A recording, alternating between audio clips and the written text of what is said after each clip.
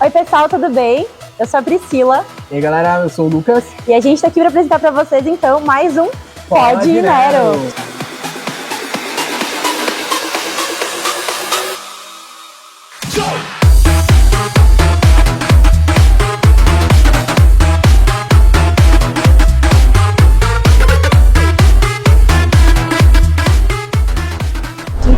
Tchim, sempre.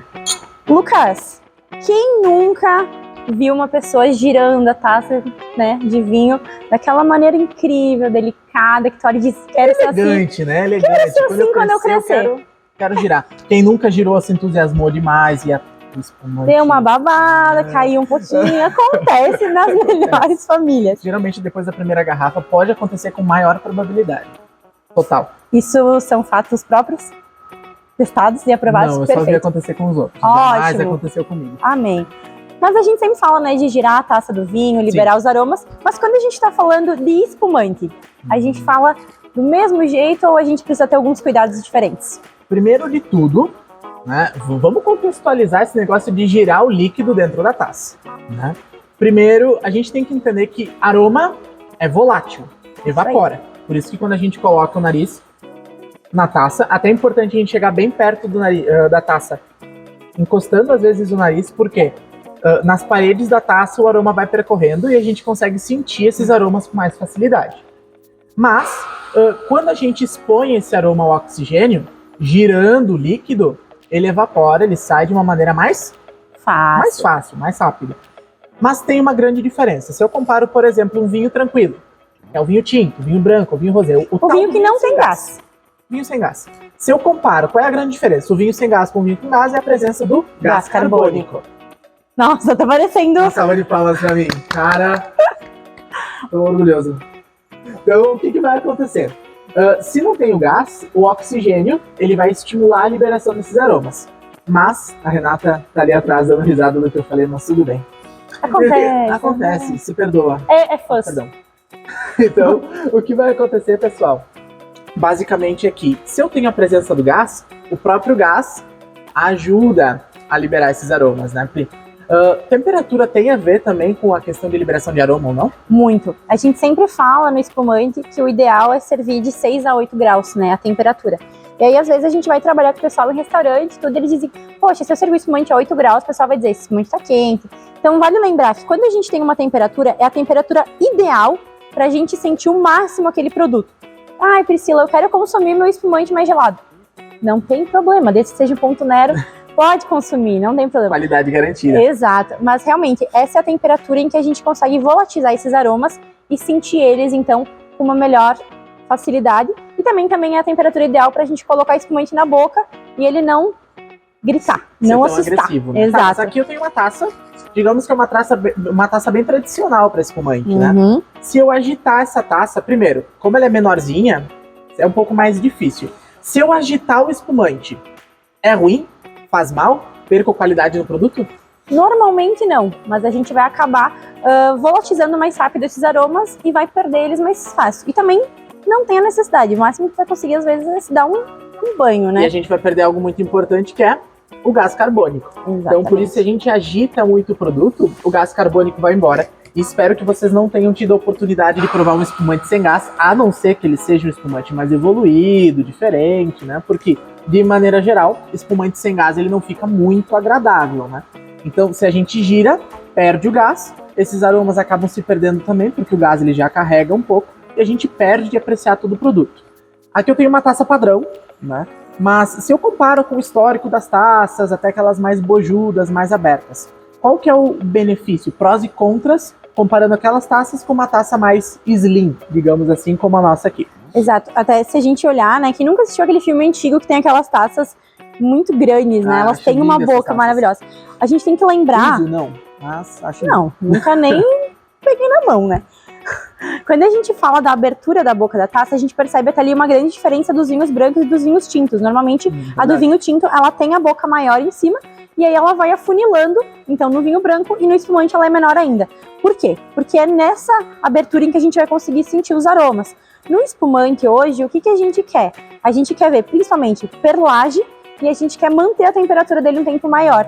Então, antigamente a gente tinha o quê? Uma taça muito baixinha, com uma boca muito grande. Hoje a gente tem taças, então, maiores, mais altas, onde a gente tem uma haste com maior espaço para a gente segurar. Lembrando que essa haste, ela é ideal para a gente segurar nela, por quê? Porque a gente não coloca, então, não transfere o calor da nossa mão para a parte bojudinha, para a parte realmente do líquido. Então a gente tem uma taça mais alta, por quê? Para direcionar esses aromas para o nosso olfato, né, para o nosso nariz, porque normalmente o espumante ele tem menos aromas do que, por exemplo, um vinho tinto. Então no vinho tinto a gente tem essa abertura maior porque vai ter um local mais amplo para essa saída. Então aqui a gente consegue direcionar e também para a gente olhar uma coisa muito importante, que é o perlage. Então a gente consegue ter uma altura de produto onde a gente consegue ver as bolhas do espumante. Lembrando que esse é um fator também bem importante quando a gente vai falar de qualidade, porque normalmente quanto menor a perlage, mais qualidade tem esse produto. Em teoria. Então, se a gente fosse fazer um review, a tacinha mais slim, pode ser aquela mais tradicional, que eu acho que todo mundo deve ter em casa, que é um pouquinho mais comprida. Então ela concentra mais as borbulhas, não perde tanto gás. Se tem menos líquido, geralmente, se tu compara com uma taça de vinho tinto, por quê? Se eu bebo espumante gelado e eu sirvo muito na taça, acaba que ele esquenta mais rápido e ele não fica tão agradável. E outra coisa importante é a questão da gente conseguir concentrar esses aromas, né? Então, uma taça com um bojo maior vai perder esses aromas. Eu não sei se, por exemplo, as pessoas já beberam algumas bebidas muito aromáticas, né? Então, quem gosta daquela taça que parece um Vzinho e coloca azeitona, eu não lembro o nome daquele drink. Martini? Então, nessa tacinha é uma bebida muito aromática, com um aroma quase que enjoativo. Então, quando é uma bebida com muito aroma, a taça ela é maior para não se tornar tão enjoativo. Como o espumante tem um aroma muito sutil, muito delicado, a boca da taça ela é menor. E uma vez, inclusive, já me falaram assim, o aroma do espumante ele nunca grita, ele conversa. Uau! Então, anotem isso, ele conversa. Então, o aroma do espumante, ele sempre vai ser mais sutil, mais delicado. Não quer dizer que ele não seja intenso, mas ele vai revelar muito mais no paladar. Por isso que é importante o aroma, mas o espumante foi feito pra gente beber. Exatamente. Então, o paladar ele tem que surpreender. Exato. E aí quando a gente fala, né, tu até comentou dessas taças que a maior parte das pessoas tem em casa, e aqui a gente tem uma taça diferente. Então, vale lembrar que quando a gente sempre fala, né, de Brasil, espumante, a produção que hoje vem se diferenciando, hoje o Brasil está se tornando um polo de produção de espumantes, né, a nível mundial. Então, recentemente, né, alguns anos atrás, a Embrapa lançou, inclusive, uma taça. Então, hoje a gente tem a taça oficial do espumante brasileiro, que ela tende a ressaltar ao máximo, explorar ao máximo essa bebida. Cara, então, ela é uma taça feita para a gente conseguir sentir os aromas melhor, para a gente realmente não transferir o calor e para ser representativo o quanto essa bebida tem se tornado importante para a gente.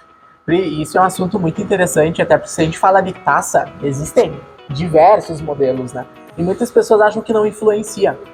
E cara, influencia. É óbvio que depende da proposta. Ah, tu quer só beber um espumante enquanto tu tá cozinhando, ou batendo um papo, ou vendo um filme, ou na beira da praia. Não vai ser a taça que vai mudar todo o ritual, né? Então, o espumante ele vai ser secundário, mas no momento que tu tá harmonizando, degustando, que é um momento especial com o produto, a taça faz diferença, assim. Né? Então, o dia que vocês tiverem a oportunidade de comparar o mesmo espumante com 3, 4 taças diferentes, sério, é um fato que vocês vão sentir a diferença. E o legal de tudo é que esse formato de taça, ele foi pensado nos espumantes brasileiros. Qual que é a característica do espumante brasileiro? Frescor, um aroma mais cítrico, mais delicado, que ressalta mais a característica da própria fruta. Então aqui tu tem um produto que tem menos quantidade na taça, mas que tem um aroma bastante concentrado e delicado. Então essa taça foi pensada para essas maravilhas que são os espumantes brasileiros. Exatamente. Então eu acho que vale também a gente sempre ressaltar a importância desse produto para a gente e o quanto cada vez mais a gente tem que inserir o espumante no nosso dia a dia e parar de achar que espumante é só para festa. A gente sabe que para quem vive todo dia... Dá pra ser feliz todo dia, gente. Exato. Se permita. Para quem vive a vida inteira, todo dia é sexta-feira. Boa. Então, galera, ficamos por aqui. Esse é mais um Pod Nero, né? E espero que vocês tenham gostado dessa nossa dica aqui. Dá pra agitar a taça de espumante? Dá. Mas não convém. Não vale a pena, né? Mas se quiser, pode. Exato. Então, tchim, tchim, Pri. Tchim, tchim. Até a próxima, pessoal. Até mais. Tchau.